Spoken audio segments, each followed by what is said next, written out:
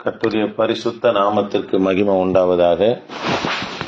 இந்த அதிகால ஆராதனைக்கு வந்திருக்கிற உங்கள் யாவரையும் கர்த்தராகிய இயேசுவின் நாமத்தினால வாழ்த்துகிறேன். தேவ பிள்ளைகளை நாம் தொடர்ந்து இந்த அதிகால ஆராதனையில் இயேசு கிறிஸ்து நிறைவேற்றின ஊழியங்களை குறித்து பார்த்து கொண்டு வருகிறோம். கடந்த நாட்கள்ல வனாந்தரத்துல 2 ஊழியம் தான் கர்த்தர் செய்தார். ஒன்று, பரிசுத்த ஆவியானவரால் வனாந்தரம் கொண்டு போகப்பட்டு பிசாசினால் என்ன பண்ணப்பட்டார், சோதிக்கப்பட்டார் என்று பார்த்தோம். 2வது, வனாந்தரமான ஒரு மலையில ஏறி ஆண்டவர் 5000 பேருக்கு அதை உணவளித்ததை குறித்து நம்ம தியானித்தோம்.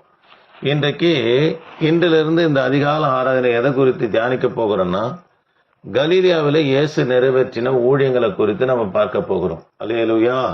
கவனிங்க தேவ பிள்ளைகளே, இயேசு கிறிஸ்து 37 அற்புதங்களை செய்தார்.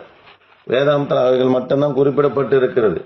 அவர் செய்த அற்புதங்களை எழுத போனா மையம் பேப்பரும் போதாது என்று சொல்லி சுவிசேஷர்கள் சொல்லுகிறத நம்ம வேதத்துல வாசிக்கிறோம். ஆக தேவ பிள்ளைகளே, 17 அற்புதங்கள், அதாவது 37 அற்புதங்கள் இயேசு கிறிஸ்து செய்தார். ஆனா முதல் அற்புதம் கானா ஒரு கல்யாணத்துல கர்த்தர் தண்ணீரை திராட்சை ரசமா மாற்றார். அதே கானா ஊருக்கு இயேசு கிறிஸ்து போன போது ஒரு அரசாங்க அதிகாரியுடைய மகனுக்கு கர்த்தர் சுகம் கொடுக்கிறது. 2வது அற்புதமும் கானாவூர் கானாவூர்ல தான் ஆண்டவர் செய்கிறாரு.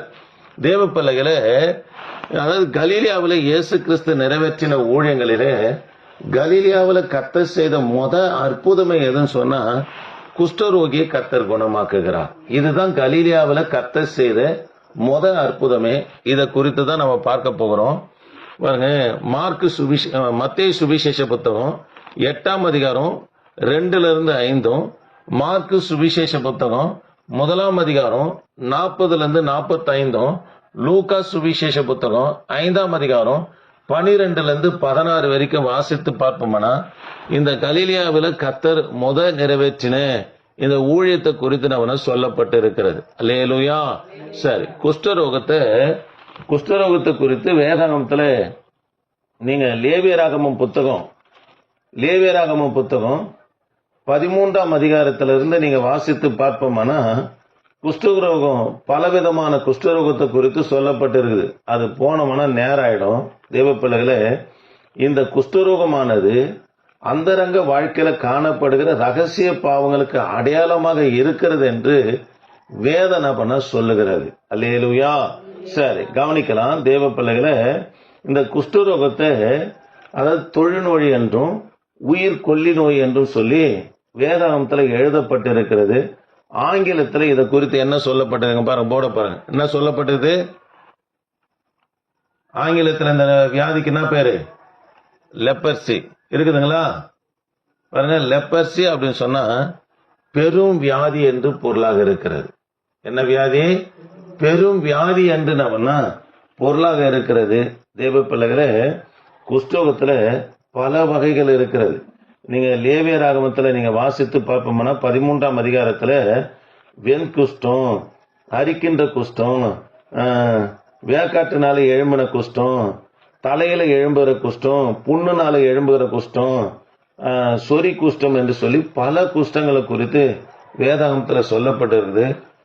முத வேதாகமத்துல யாருக்கு குஷ்டரோகத்தை குறித்து எழுதப்பட்டிருந்தா, தேவ பிள்ளைகளே, என்னாகமும் 12ஆம் அதிகாரத்துல மீரியாமுக்கு தான் முத குஷ்டரோகம் பிடித்தது என்று சொல்லி நம்ம பார்க்கிறோம். அவங்களுக்கு பிடித்தது வெண்குஷ்டம். தேவ பிள்ளைகளே, அது மாத்திரம் இல்ல, மோசே யாத்திராகமம் 4ஆம் அதிகாரத்துல தன்னை அழைப்பது, அதாவது இயேசு கிறிஸ்து கர்த்தராகிய தேவன் அவனா எகிப்துக்கு மோசே அனுப்புகிறார் இஸ்ரவேல் ஜனங்களை விடுதலையாக்கும்படியா. அதுக்கு அடையாளத்தை கேட்கிறாரு. உன் கையை மடியில போடுன்றாரு, எடுத்து பாரு அப்படின்றாரு. குஷ்டமா மாறுது, கை வெண்குஷ்டமா மாறுது. திரும்ப மடியில போடுன்றார், திரும்ப சுகமாகிறது பாக்குறோம். இந்த வெண்குஷ்டம் தான் யாருக்கு வந்ததுன்னா, 2 ராஜாக்களின் புத்தகம் 5ஆம் அதிகாரத்துல இருக்கிற அதாவது அந்த நாகமானுக்கு என்ன பண்ண இந்த குஷ்டம் தான் இருந்தது. அல்லேலூயா. சரி, நம்ம இங்க கவனிங்க. இப்போ மத்தேயு சுவிசேஷ புத்தகம் 8ஆம் அதிகாரம் முத வசனத்திலிருந்து 5 வசனம் வரைக்கும் நம்ம தியானிக்க போகிறோம். எல்லாரும் கவனிங்க. இப்ப நம்ம குஷ்டரோகத்தை குறித்து பார்க்க போகிறோம். தேவ பிள்ளைகளை, இது இயேசு கிறிஸ்து கலீலியாவில் நிறைவேற்றின முத அற்புதம் என்று சொல்லி பார்க்கிறோம். சரி, வாசிக்கலாமா? அவர் மலையிலிருந்து இறங்கின போது அவர் மலையில் இருந்து இறங்கின போது திரளான ஜனங்கள் அவருக்கு பின் சென்றார்கள். கவனிக்கலாம் தேவ பிள்ளைகளை, மலையில் இருந்து இறங்கின போது.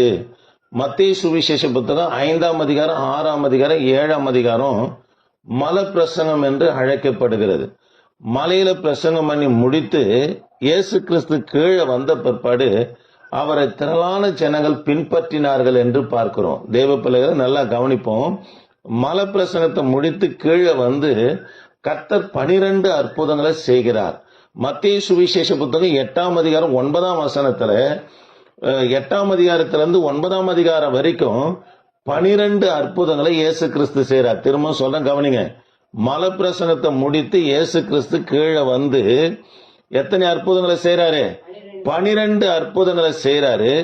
மத்தேயு சுவிசேஷ புத்தகம் 8ஆம் அதிகாரத்திலிருந்து 9ஆம் அதிகாரம் வரைக்கும் 12 அற்புதங்களை செய்யறாரு. 6 அற்புதங்களில அந்த நாட்கள்ல, அதாவது குஷ்டரோக வியாதி மிகவும் மோசமான வியாதியாய் காணப்படுகிறது. தேவ பிள்ளைகளே, இததான் அற்புதமே. குஷ்டரோகியை கத்தனவனா தொட்டு சுகமாக்குறது. திரும்ப சொல்றேன், 12 அற்புதங்களும் 6 அற்புதத்தை வேகமா சொல்றேன், நல்லா கவனிங்க. அற்புதமே ஆண்டவர் காரியமே குஷ்டரோகியை தொட்டு கத்தனம்னா சுகமாக்குறத பார்க்கிறோம். இரண்டாவது, தூரத்தில் இருக்கிற 100க்கு அதிபதியுடைய வேலைக்காரனை கர்த்தர் சுகமாக்குறத பார்க்கிறோம். மூன்றாவது, பேதுரு மாமிய கர்த்தர் தொட்டு சுகமாக்குறத பார்க்கிறோம். நாலாவதாக, அதாவது அசுத்தாவி உலகத்தை கட்டுப்படுத்துகிற அசுத்தாவியை துரத்துகிறதனவனா இங்க பார்க்கிறோம். ஐந்தாவதாக, காற்றையும் கடலையும் அதட்டி அற்புதம் செய்கிறாரு. அதாவது இயேசு கிறிஸ்து இயற்கைக்கு மேலாக தமது வல்லமையை காண்பிக்கிறார் என்று சொல்லி இந்த 5வது அற்புதத்துல பார்க்கிறோம். அதுதான் காற்றையும் கடலையும் இயேசு கிறிஸ்து நம்மனா அதட்டி அமைதல் படுத்துகிறத பார்க்கிறோம். 6வதாக, பிசாசு பிடித்திருந்த 2 பேர், லேகியன் என்று அழைக்கப்படுகிறது இல்லையா? மற்ற சுவிசேஷ புத்தகத்துல ஒருவராக காண்பிப்பாங்க. மத்தேயு மட்டும்தான் இந்த லேகியன் பிடித்திருந்த 2 பேராக காண்பிக்கிற காரணம் என்னன்னா, அசுத்தாவி பிடித்திருக்கிற அவனுக்கு போயிட்டு உதவியா இவரு போக, இவரும் அசுத்தாவினால பாதிக்கப்பட்டு இத 2 பேரை யாரு காமிக்கிறாரு? மத்தேயு காமிக்கிறத பார்க்கிறோம். அல்லேலூயா. அவனுக்கு விடுதலை கொடுக்கறத 6வது அற்புதமாக பார்க்கிறோம். அப்போ மலையிலிருந்து இயேசு கிறிஸ்து இறங்கி வந்து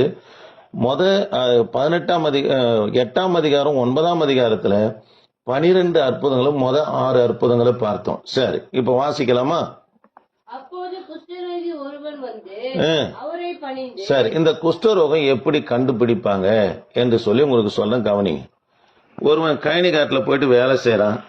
கையில காலில் ஏதோ ஒரு வெடிப்பு இருக்குதுன்னு வச்சுங்களேன். அவன் மனைவிடத்துல எடுத்துன்னு வந்து காமிப்பான். மனைவிடத்துல காண்பித்த உடனே எண்ணெயோ அல்லது அதுக்கு தேவையான மருந்தை இடுவாங்க. அதுல நாளுக்கு நாள் அந்த வெடிப்பும் அந்த காயமும் அதிகமாகுமானா அவங்களே சந்தேகப்பட்டு யார் இடத்துல அனுப்புவாங்கன்னு சொன்னா ஆசார் இடத்துல அனுப்புவாங்க.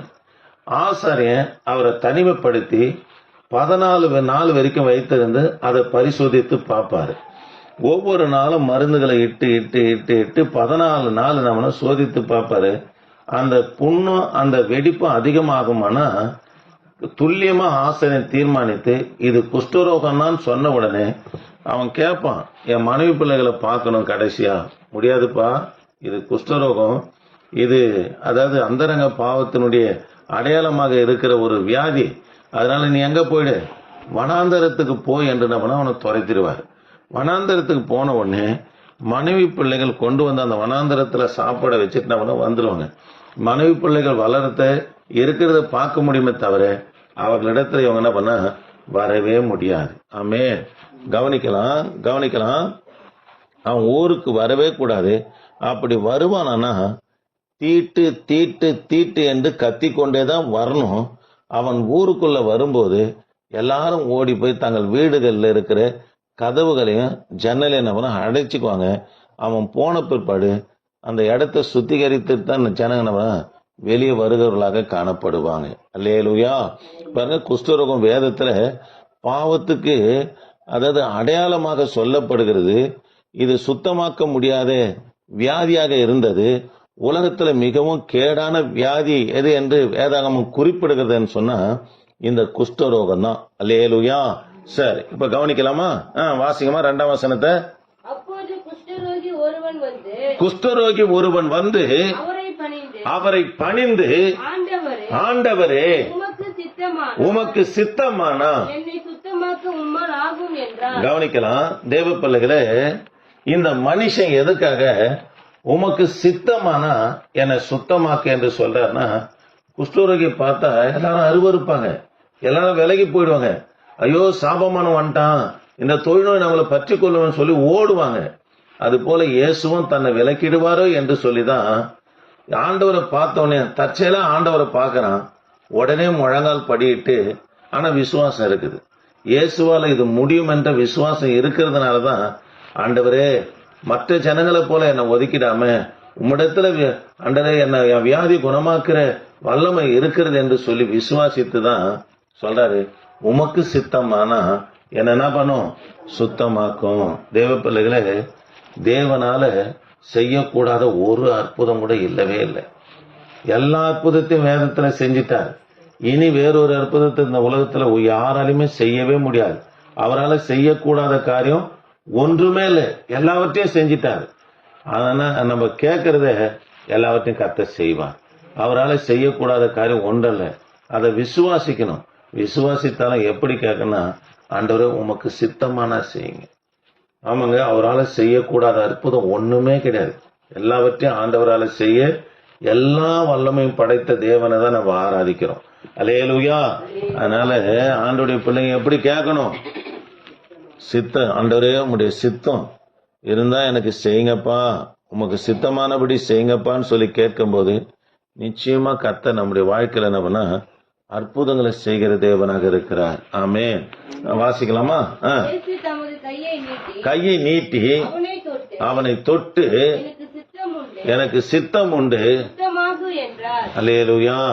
நீ இப்படி இருக்கிறது, தரித்திரமா இருக்குது, பாவத்துல இருக்குது, அசுத்தத்துல இருக்குது, வியாதியில இருக்குது, கஷ்டப்பட்டு இருக்குது, எனக்கு சித்தம் இல்லப்பா, எனக்கு சுத்தம் உண்டு, நின்னாக சுத்தமாக என்று சொல்லிட்டு பாருங்க, உடனே கர்த்தர் செஞ்சிட்டாருங்க. ஆண்டவர் கால நேரம்லாம் ஆண்டவருக்கு தேவையில்லைங்க. ஆண்டவர் ஒரு நொடி பொழுதுல அற்புதம் செய்கிற தேவன். முதல் 6 அற்புதங்களை பார்த்தோம். முதல் அற்புதம் தொட்டு சுகமாக்குறாரு. 2வது அற்புதம் தூரத்துல இருக்கிறவனை சுகமாக்குறாரு. 3வது அற்புதம் பேதுரு மாமியை தொட்டு சுகமாக்குறத பார்க்கிறோம். அதனால தேவ பிள்ளைகளே, ஆண்டவரால செய்யக்கூடாத காரியம் ஒன்றுமே இல்லை. அவன் உடனே குஷ்டரோகம் நீங்கினவனா அவன் சுகமானா. இயேசு அவனை நோக்கி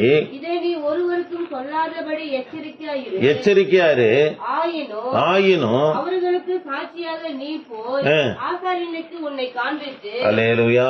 கவனிக்கலாம், நீ இதை ஒருவனுக்கும் சொல்லாதன்றார். சொல்லாம இருக்க முடியுமாங்க?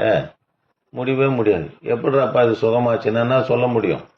பாளையத்துக்கு புறம்பா இருக்கிறவங்க இப்போ ஜனங்கள் மத்தியில காணப்படுறான், எப்படிப்பா சுகமாச்சுன்னா சொல்லாம இருக்க முடியுமா?